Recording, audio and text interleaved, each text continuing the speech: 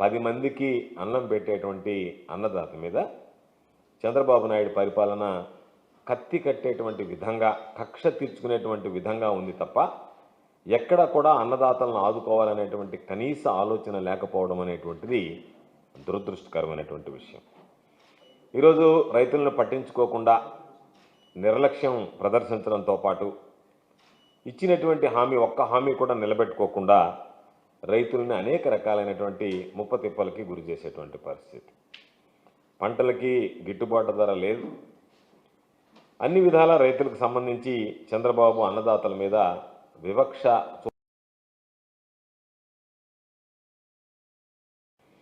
ఈరోజు ఒకసారి ఆలోచన చేస్తే ఈ దేశంలోనే కాకుండా ప్రపంచంలోనే ఒక బ్రహ్మాండమైనటువంటి వ్యవస్థ రైతు కేంద్రాలను స్థాపించడం.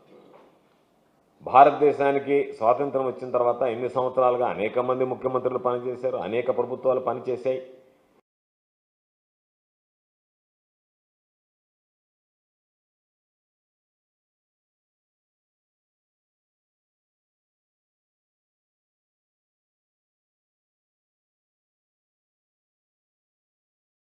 లక్ష్యంగా ఏకైక మార్గంగా ఈరోజు ఆ రైతు భరోసా కేంద్రాలను ఏర్పాటు చేయడం జరిగింది.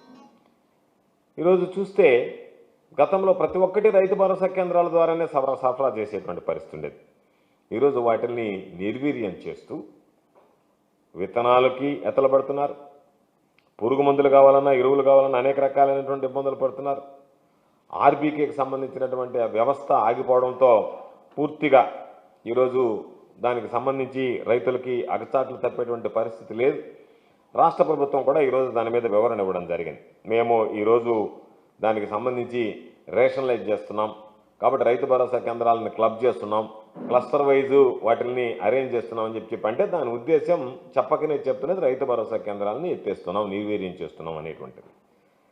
ఈరోజు ఒక్కసారి చూస్తే రైతులకు సంబంధించి ఈరోజు చంద్రబాబు ప్రభుత్వం వచ్చిన తర్వాత గిట్టుబాటు ధర ఇవ్వలేకపోయింది. గతంలో రైతు భరోసా కేంద్రాల ద్వారానే కొనుగోలు చేసేటువంటి పరిస్థితి ఉండేది. సులభతరంగా ఆ రోజు రైతులకు సంబంధించి ఈ ధాన్యాన్ని కానీ ఉన్నటువంటి పంటలను కానీ సేకరించేటువంటి ప్రక్రియ ఉండేది. ఈరోజు ఉదాహరణకి నెల్లూరు జిల్లాకు సంబంధించి లేట్ ఖరీఫ్ ఈ సీజన్లో ఇప్పుడిప్పుడే ధాన్యానికి సంబంధించినటువంటి కోతలు ప్రారంభమయ్యాయి. 2-3 రోజులుగా కోతలు ప్రారంభమయ్యాయి. బహుశా రాబోయేటువంటి రోజుల్లో అవి కాస్త ఉధృతంగా వెళ్ళేటువంటి పరిస్థితి ఏర్పడుతుంది. ఈరోజు దానికి సంబంధించి ఒక్కసారి చూస్తే ఎంత దారుణమైనటువంటి పరిస్థితులు ఉన్నాయంటే, ఒక పక్క దిగుబడి తగ్గిపోయింది. దాదాపుగా మనం 850 కేజీలని పుట్టి అని పిలుస్తాం. నెల్లూరులో పుట్టి లెక్కన ధాన్యాన్ని అమ్మకాలు చేస్తారు. అటువంటి ఆ పుట్టికి సంబంధించినటువంటి దాంట్లో సాధారణంగా 4 పుట్లు దిగుబడి వచ్చేటువంటిది 4.5 కూడా అయ్యేటువంటి పరిస్థితి నెల్లూరు జిల్లాకు సంబంధించి. అటువంటిది 2.5 పుట్లకి పడిపోయింది ఈరోజు పాపం. అంటే రైతులకి దీనమైనటువంటి దారుణమైనటువంటి పరిస్థితులకు చేరుకున్నారు. గతంలో ఇదే సీజన్లో వైఎస్ఆర్ కాంగ్రెస్ పార్టీ ప్రభుత్వం అధికారంలో ఉంది. పుట్టి ధాన్యం నెల్లూరులో 25,000 రూపాయలు అమ్మదు. 25,000 రూపాయలు గతంలో అమ్మితే ఈరోజు ప్రారంభంలోనే 15,000 నుంచి 16,000 రూపాయలకు అమ్ముతుంది. అంటే దాదాపుగా రైతుకి సంబంధించినటువంటి దాంట్లో ఎకరాకి 4 పుట్లు లెక్కేసుకుంటే గతంలో 1.5 పుట్టి ధాన్యం పోయింది. అంటే దాదాపుగా 1,00,000 రూపాయలు గత ప్రభుత్వంలో ఎకరా మీద వస్తే ఈరోజు రైతుకి 40,000 రూపాయలు చేతికి వచ్చేటువంటి పరిస్థితి ఏర్పడింది. అంటే ఎంత దారుణంగా రైతు ఈ ధాన్యానికి సంబంధించి ఒక్క నెల్లూరు జిల్లాలోనే నష్టపోతున్నాడు అనేటువంటిది ప్రత్యేకంగా చూడాల్సినటువంటి పరిస్థితి. దాని మీద సమీక్షలు ఏం జరగలేదు. జాయింట్ కలెక్టర్ గారు ఏదో ఒక రోజు పెట్టి 300 ధాన్యం కొనుగోలు కేంద్రాలు ఏర్పాటు చేశామని చెప్పారు. ఎక్కడ ధాన్యం కొనుగోలు కేంద్రాలు ఏర్పాటు చేశారు? ఏ విధంగా మీరు ధాన్యం కొనుగోలు కేంద్రాలు ఏర్పాటు చేశారు? దానికి సంబంధించి మీ దగ్గర ఉన్నటువంటి వ్యవస్థలేమి? ఏమీ లేవు. 300 ధాన్యం కొనుగోలు కేంద్రాలు ఏర్పాటు చేస్తున్నాం అని చెప్పి పేపర్ మీద ఇచ్చి చంద్రబాబు నాయుడు ఏ విధంగా అయితే సెక్రటేరియట్లో కూర్చొని అంత బ్రహ్మాండంగా ఉందంటాడో అదే స్థాయిలో జిల్లా కలెక్టరేట్లు కూడా తయారైపోయాయి.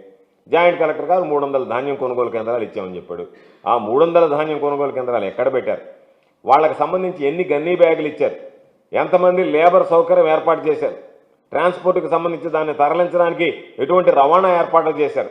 ఏమీ లేదు. మాట మాత్రం 300 ధాన్యం కొనుగోలు కేంద్రాలు ఏర్పాటు చేసేసామని చెప్పి చేతులు తుడుచుకుని వెళ్ళిపోవడం తప్ప ఎక్కడా దాని మీద చిత్తశుద్ధి లేదు.